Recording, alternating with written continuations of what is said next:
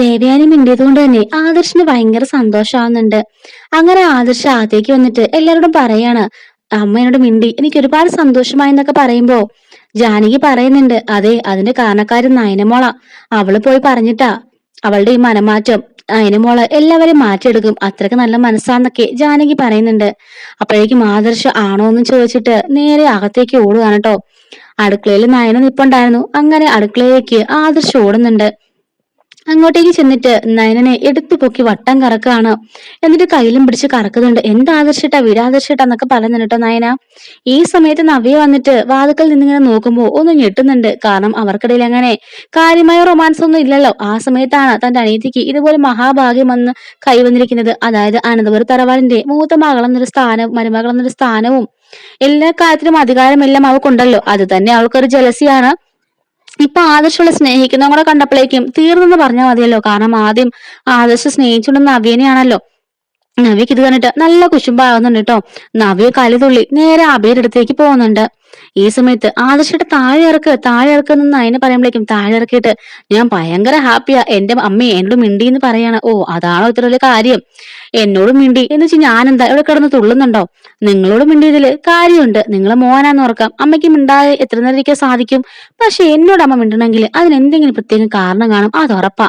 അതെന്താണെന്നാ മനസ്സിലാവാത്തത് ചോദിക്കുമ്പോ അതെ നീ ഇനി അമ്മനെ സംശയിക്കാനൊന്നും നിൽക്കണ്ട.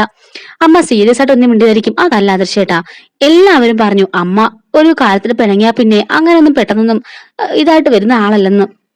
ഞാൻ ആലോചിച്ചപ്പോ ഇത്രയും സീരിയസ് ആയിട്ടുള്ള പ്രശ്നം നടന്നിട്ട് അമ്മ ഇത്രയും പെട്ടെന്ന് മാറണമെന്നുണ്ടെങ്കിൽ ഞാൻ പോയി അമ്മയോട് സംസാരിച്ചുള്ള ശരി തന്നെയാ. ഇത്രയും പെട്ടെന്ന് അമ്മ മാറണമെന്നുണ്ടെങ്കിൽ അതിന് പിന്നിൽ എന്തെങ്കിലും ഒരു ചതി കാണും, അതെനിക്ക് ഉറപ്പാ. ദേ എന്റെ അമ്മയെ കുറിച്ച് ആവശ്യമില്ലാത്തൊന്നും പറയണ്ട കേട്ടോ. അമ്മയുടെ മനസ്സിൽ അങ്ങനെയൊന്നും ഇല്ല. അല്ല ആദർശേട്ടാ, ആദർശേട്ടാ നോക്കിക്കോ, ഇതിന് പറയില്ല പിന്നിൽ എന്തോ ഒരു കള്ളക്കളി ഉണ്ടെന്ന് പറയാണ്. നിന്നോടിതാ സംസാരിക്കാൻ വന്നത് എന്റെ തെറ്റാ എന്നും പറഞ്ഞിട്ട് ആദർശ് ദേഷ്യപ്പെട്ട് കയറി പോകുന്നുണ്ട് കേട്ടോ. ഞാൻ ഇങ്ങനെ ആലോചിക്കാണ് എന്തെങ്കിലും എന്തായിരിക്കും. എല്ലാവരോടും അമ്മ മിണ്ടി, പക്ഷെ എന്നോട് എന്തോ പ്രത്യേകമായൊരിതുണ്ട്. അമ്മയുടെ മനസ്സിൽ എന്തോ പ്ലാനിങ് ഉണ്ട്, അതെന്തായാലും മനസ്സിലാക്കണം എന്ന് നയന ആ മനസ്സിൽ ആലോചിക്കുന്നുണ്ട് കേട്ടോ. അങ്ങനെ നയന അടുക്കളയിൽ പാചകം ചെയ്തോണ്ടിരിക്കുകയാണ്. ഇതേ സമയത്തിന് നവ്യ നേരെ മുറിയിലേക്ക് കയറി ചെന്നിട്ട് അബിയോട് നിങ്ങൾ ഇവിടെ ഇരുന്നോ, നിങ്ങൾ എന്തിനു കൊള്ളാം, എന്റെ ജീവിതം തന്നെ നശിച്ചു പോയി എന്നൊക്കെ പറയുമ്പോ എന്താ എന്താ ഇപ്പൊ പൊതുവെ സംഭവം ഉണ്ടായതെന്ന് അബി ചോദിക്കുകയാണ്. നിങ്ങളുടെ ചേട്ടനുണ്ടല്ലോ ആദർശ്, നയനെ എടുത്തു പൊക്കി വട്ടം കറക്കും അടുക്കളയിൽ. അവിടെ റൊമാൻസ് ഇപ്പം അടുക്കളയിലോ ഹാളിലോ ഒന്നുമില്ല. എവിടെ വെച്ചൊരു റൊമാൻസാ. നിങ്ങളും ഉണ്ടല്ലോ ഒരു അല്പമെങ്കിലും എന്റെ അടുത്ത് റൊമാൻറ്റിക് ആയിട്ട് പെരുമാറുന്നുണ്ടോ? അപ്പം അഭി മനസ്സിൽ പറയണം, പിന്നെ റൊമാൻസ് അടിക്കാൻ പറ്റിയ മോന്ത എന്താ പറഞ്ഞേ? ഒന്നുമില്ല, ഞാൻ ഒന്നും പറഞ്ഞില്ല. കാണണം അവരെ, എന്ത് സ്നേഹാന്നറിയാവോ. അന്നേ ഞാൻ ആദർശേട്ടന്റെ കിട്ടിയിരുന്നെങ്കിൽ, നിങ്ങളുടെ ജീവിതത്തിലേക്ക് വരാതിരുന്നെങ്കിൽ ഇപ്പൊ ആ സൗഭാഗ്യം മൊത്തം എനിക്ക് കിട്ടിയതിന് ഈ വീടിന്റെ മൂത്ത മരുമകൾ എന്ന സ്ഥാനവും എല്ലാം എനിക്ക് കൈവന്നേനെ. ഒറ്റ നിമിഷം കൊണ്ട് എല്ലാം നിങ്ങൾ തകർത്തെറിഞ്ഞില്ലെന്ന് ചോദിക്കുമ്പോൾ അഭി പറയാണ്, അതെ നീ കൂടുതലൊന്നും പറയണ്ട. നീയാ എന്റെ ജീവിതം നശിപ്പിച്ചത്. അല്ലെങ്കിൽ നീ ഇല്ലാന്നെങ്കിൽ ആ പണക്കാരി പെണ്ണിനെ കെട്ടി ഞാൻ ഇപ്പൊ സുഖമായിട്ട് ജീവിച്ചേനെന്ന് പറയാണ്. അപ്പോഴേക്കും അഭി പറയാണ്, അബദ്ധം പറ്റിയതേ നമുക്ക് രണ്ടുപേർക്കും ആ കാശുകാരിയാണെന്ന് ഞാനും തെറ്റിദ്ധരിച്ചു, നീ എന്നെ തെറ്റിദ്ധരിച്ചു, അത്രേ ഉള്ളൂ. അതിൽ കൂടുതൽ സംസാരിക്കാനൊന്നും ഇല്ലാന്ന് പറഞ്ഞിട്ട് അഭി ദേഷ്യപ്പെട്ട് ഇറങ്ങി പോകുന്നുണ്ട്. നവ്യ കഴിവുന്ന ഭാഗ്യം എല്ലാം ഞാൻ തട്ടിത്തെറിപ്പിച്ചു. എന്റെ അഹങ്കാരം കൊണ്ടാണെന്ന് പറഞ്ഞാൽ മതിയല്ലോ. ഇത്രയും നല്ല കാശുകാരനെ ഉണ്ടായിട്ടും ഇവനെ പോയി കെട്ടാൻ തോന്നിയല്ലോ എനിക്ക്. എന്റെ ഈശ്വര, എന്ത് മണ്ടത്തിലാ സംഭവിച്ചേ എന്നൊക്കെ നവ്യ ഇങ്ങനെ ആലോചിച്ചുകൊണ്ട് നിൽക്കാണ്. ഇതേ സമയത്ത് തന്നെ ദേവേനെ അകത്തേക്ക് കയറി വരുമ്പം അവൻ ജയൻ ചോദിക്കുന്നുണ്ട്, അല്ല ദേവിയാണെ ഈ മക്കളെ അമ്മയെ സ്നേഹിക്കുന്നതൊക്കെ ഈ ലോകത്ത് പതിവുള്ള കാര്യം തന്നെയാ. പക്ഷെ ഇതുപോലൊന്നും ഞാൻ ആദ്യമായിട്ട് കാണുക. അമ്മ മിണ്ടിന്ന് അറിഞ്ഞപ്പം തുള്ളി ചാടിക്കൊണ്ടാ മോൻ വന്നത്. ഓഹോ, അതപ്പോ ഇവിടെ വന്ന് പറഞ്ഞല്ലേ. ഇവിടെ വന്ന് മാത്രമല്ല, അവൻ പറയാൻ വേണ്ടി പോയിട്ടുണ്ട് അടുക്കളയിലേക്ക് അവന്റെ ഭാര്യയോട്. അപ്പോഴേക്കും ദേവനിക്ക് അതും കൂടെ ഇഷ്ടപ്പെടുന്നില്ലെങ്കിലും മുഖത്ത് കാണിക്കാതെ ഓ ആണോ. എന്നിട്ട് അവൻ പറയുന്നുണ്ട്, അതെ നല്ല അമ്മയായ മാത്രം പോരാ, നല്ല അമ്മായിമ്മ കൂടി ആവാൻ നീ പഠിക്കണം. നയനമോള് പാവ, അവളെ സ്നേഹിക്കണം എന്ന് പറയുമ്പോ ഞാൻ ശ്രമിക്കാം. എത്രയാന്ന് പറഞ്ഞ അവളെ ഞാൻ ദ്രോഹിക്കുന്നത്. എന്റെ ഭാഗത്ത് എനിക്ക് കഴിയുന്ന വിധം അവളെ സ്നേഹിക്കാം എന്നൊക്കെ പറഞ്ഞ് ദേവനകത്തേക്ക് കയറി പോകുന്നുണ്ട്. പിന്നാലെ തന്നെ ജലജയും പോകുന്നുണ്ട്. ജലജയോട് ചോദിക്കാണ്, അല്ല ചേച്ചി, എന്താ ചേച്ചിയുടെ ഉദ്ദേശം? ഇന്നലെ തൊട്ട് ഞാൻ ശ്രദ്ധിക്കാണല്ലോ, എന്താ ചേച്ചിക്ക് പെട്ടെന്ന് മനമാറ്റം? ഒന്നുമില്ല. അല്ല എന്തോ ഉണ്ട്, എന്താന്ന് പറയേച്ചി, എന്താ കാര്യം? അപ്പൊ പറയാണ്, അതെ അവളിങ്ങനെ അനുഭവിക്കാൻ കിടക്കുന്നേ ഉള്ളൂ ജലജ. അവളെന്താ കരുതിയത്? അവൾ പറഞ്ഞുടനെ ഞാൻ അങ്ങ് മയങ്ങി അവളെ അങ്ങ് സ്നേഹിക്കാൻ തുടങ്ങിയെന്നോ? അതൊന്നും അല്ല. മീനാക്ഷി പറഞ്ഞിടാൻ പോവാ ഈ വീട്ടിലുള്ള എല്ലാ പണിയും അവൾ ഒറ്റ കിടക്കണമെന്ന് പറയുമ്പോഴേക്കും ജലജ മനസ്സിലാക്കാണ്, ബെസ്റ്റ്, ഇതാണ് വലിയ കാര്യം.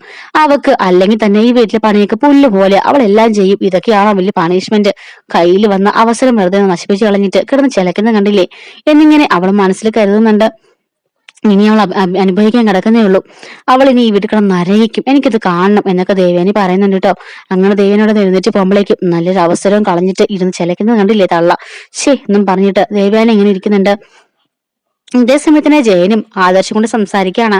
ജയൻ പറയുന്നുണ്ട്, മുത്തശ്ശന്റെ ഈ കാര്യം അതും കൂടി അറിഞ്ഞാ ഈ വീട് ഇപ്പൊ ഒരു മരണ വീട് പോലാവും. അല്ലെങ്കിൽ തന്നെ ഇന്നലത്തെ അവസ്ഥ നീ കണ്ടതല്ലേ. ആ ഒരു അടി ഉണ്ടായപ്പോ തന്നെ വീടിന്റെ അവസ്ഥ എന്തായിരുന്നു? എല്ലാരും കരുതിയില്ലേ വീട് രണ്ടായിട്ട് മുറിഞ്ഞു പോവാന്ന്. എത്ര പെട്ടെന്നാ എല്ലാം സംഭവിച്ചത്. ആദർശ് പറയാണ്, എന്തായാലും ഒരിക്കലും എല്ലാം അറിയല്ലോ അച്ഛാ. ജയൻ പറയാണ്, ശരിയാ, ഇപ്പോഴേ ഈ വീട് ഇങ്ങനെ ഒരു അവസ്ഥയിലേക്ക് എത്തി. അതും കൂടെ അറിഞ്ഞാൽ ഈ വീട് ഒരു മരണ വീടാവും. ഒരിക്കലും അത് ആരും അറിയാൻ പാടില്ല ആദർശ് എന്ന് പറയുന്നുണ്ട്. ആദർശ് പറയണ, ഇല്ല, ഒരിക്കലും ആരും അറിയണ്ട, അതാ നല്ലത്. പക്ഷെങ്കില് ഡോക്ടർ പറഞ്ഞ കാലതാമസം കുറച്ചുകൂടെ അല്ലല്ലോ അച്ഛാ. അതിനു മുമ്പേ മുത്തശ്ശന് സംഭവിച്ചാ എന്താ ചെയ്യുക? എല്ലാരും അറിഞ്ഞു കഴിഞ്ഞാലോ? മുത്തശ്ശന് സംഭവിച്ചു കഴിഞ്ഞാലോ ഓർക്കാൻ കൂടി വയ്യ. പിന്നെ ഈ അനന്തപുര തറവാട് ഈ നിലയ്ക്ക് പോവില്ല. എല്ലാം വെട്ടിപ്പിരിച്ച് എല്ലാം മൂന്ന് വഴിക്കാകും എന്നൊക്കെ ആദർശ് പറയുന്നുണ്ട് കേട്ടോ. അങ്ങനെ ജയൻ പറയണ, നീ പറഞ്ഞത് ശരിയാ. ജലജയും മോനും എങ്ങനെ തക്കം കിട്ടിയാലും ഈ വീട്ടിൽ നിന്ന് പോകാനും കാത്തിരിക്കുക. അവരെത്രയും പെട്ടെന്ന് വെട്ടിക്കേറി ഈ വിധെല്ലാം ഭാഗം ചോദിക്കും, അത് ഉറപ്പാ. ഇന്നലെ അനിക്കാണ് സ്വത്തെന്ന് പറഞ്ഞപ്പോ തന്നെ ജലജയുടെ മാറ്റി ഞാൻ ശ്രദ്ധിച്ചതാ. അവയോട് പോയി എന്തൊക്കെയോ പറഞ്ഞതും കേട്ടു. എനിക്കാണ് ഈ വീടെന്ന് പറഞ്ഞതിന്റെ ജലസി ആയിരിക്കും. അപ്പൊ ആദർശ് പറയണ, ഒരിക്കലും ഈ വീട്ടിൽ നിന്ന് ആരും പോവാതെ എല്ലാരും ഒത്തൊരുമയോടെ ജീവിക്കണം. പക്ഷെ അത് മുത്തശ്ശനുള്ളിടത്തോളം കാലം മാത്രമേ പറ്റുള്ളൂ. അത് കഴിഞ്ഞാൽ പിന്നെ എല്ലാവർക്കും അവനവന്റെ കാര്യമല്ലേ, എല്ലാരും പൊടി തട്ടി പോകും എന്നൊക്കെ ഇങ്ങനെ അവരും പറയുന്നുണ്ട്. അതിനുശേഷം ആദർശ് പറയാണ്, അച്ഛാ, ഞാൻ അയാളെ അറിയുന്ന സ്നേഹം ഇപ്പൊ എനിക്ക് സത്യമായിട്ട് പ്രകടിപ്പിക്കാൻ സാധിക്കുന്നില്ല അച്ഛാ. പക്ഷെങ്കിൽ അവളുടെ മനസ്സ് വേദനിക്കല്ലോ എന്നോർത്ത് എനിക്ക് അതിൽ സങ്കടമുണ്ട്. അപ്പോഴേക്കും ജയൻ പറയാണ്, ഞാൻ ഒരു കാര്യം ചോദിക്കട്ടെ, ആ കുട്ടി എന്ത് തെറ്റാ ചെയ്തത്? നീ ഒന്ന് ആലോചിച്ച് നോക്കി. അവളുടെ അമ്മയും അവളുടെ ചേച്ചിയും അല്ല തെറ്റ് ചെയ്തത്. അവളിനിടയ്ക്ക് ഒന്ന് പെട്ടുപോയതല്ലേ ഉള്ളൂ. അബദ്ധവശാൽ നിന്നെ വിവാഹം കഴിക്കേണ്ട അവസ്ഥ ഉണ്ടായെന്ന് പറഞ്ഞ ആ കുട്ടിയെ എന്തിനാ നീ ഇങ്ങനെ ശിക്ഷിക്കുന്നത്? ഈ ഇത്രയും കാലം അവൾ വീട്ടിലേക്ക് വന്നിട്ട് ആർക്കും എന്തെങ്കിലും ബുദ്ധിമുട്ട് അവൾ ഉണ്ടാക്കിയിട്ടുണ്ടോ? നിന്റെ അമ്മ ഈ വീട്ടിലോട്ട് എല്ലാ പണികളും ചെയ്യിപ്പിക്കുന്നുണ്ട്, അവൾ അതെല്ലാം ചെയ്യുന്നില്ലേ? ആരുടെങ്കിലും എന്തെങ്കിലും പരാതി പറയുന്നുണ്ടോ? എന്ത് രുചിയായിട്ട് എല്ലാവർക്കും ഭക്ഷണം വിളമ്പുന്നത്? എല്ലാവരുടെ കാര്യങ്ങളിലും അവൾ ഇൻവോൾവ് ആവുന്നില്ലേ? പിന്നെ നീ എന്തുകൊണ്ടാ അവളെ ഇങ്ങനെ വെറുക്കുന്നത്? അപ്പൊ ആദർശ് പറയണ, വെറുക്കുന്നതല്ല അച്ഛാ, എനിക്ക് മനസ്സുകൊണ്ട് അങ്ങോട്ട് അവളെ അംഗീകരിക്കാൻ സാധിക്കുന്നില്ല. കാരണം അവളുടെ അടുക്കുമ്പോഴെല്ലാം എനിക്ക് ഓർമ്മ വരുന്നത് നബിയും അവളുടെ അമ്മയും ചതച്ച കാര്യമാ. അത് ഓർക്കുമ്പോൾ എനിക്ക് അവളുടെ ലിസ്റ്റ് മൊത്തം പോവാ. ജയൻ പറയാണ്, അത് തന്നെയാ ഞാൻ പറഞ്ഞത്. നയന പാവം പെൺകുട്ടിയല്ലേ, അവളിട്ട് വിഷമിപ്പിച്ച ദൈവം പോലും പൊറുക്കില്ല. അത് നീ ഓർത്തു വെച്ചോ. നിന്റെ അമ്മയ്ക്ക് വേണ്ടി അവളെ തള്ളിക്കളഞ്ഞാൽ ഈശ്വരൻ ചോദിക്കും പകരം എന്നും പറഞ്ഞിട്ട് ജയൻ അവിടെ നിന്ന് പോവാണ്. ആദർശ് പറയുന്നുണ്ട്, അച്ഛാ, ഞാൻ ശ്രമിക്കാം, എന്റെ കഴിവിന്റെ പരമാവധി അവളെ സ്നേഹിക്കാൻ ശ്രമിക്കാന്ന് പറയുമ്പോൾ ശ്രമിക്കാനല്ല, അവളെ സ്നേഹിക്കണം, അങ്ങനെ പറഞ്ഞാൽ മതി എന്നും പറഞ്ഞിട്ട് അച്ഛൻ അവിടെ നിന്ന് പോകുന്നുണ്ട്. ഇത്രയുമാണ് കേട്ടോ ഇന്ന് വരാൻ പോകുന്ന എപ്പിസോഡ്. അതിനിടയ്ക്ക് നന്ദുവിന് കുറച്ച് സീൻസ് കാണിക്കുന്നുണ്ട്. നന്ദു വിഷമിച്ചിരിക്കുന്നതും അനാമികയായിട്ട് ചാറ്റ് ചെയ്യുന്നതൊക്കെ കാണിക്കുന്നുണ്ട് കേട്ടോ. അപ്പൊ ഇതുപോലെ വരാനിരിക്കുന്ന സ്റ്റോറീസ് കാരണം താല്പര്യം ഉണ്ടെങ്കിൽ നമ്മുടെ ചാനൽ തന്നെ സബ്സ്ക്രൈബ് ചെയ്ത് സപ്പോർട്ട് ചെയ്യണേ. Thanks for watching.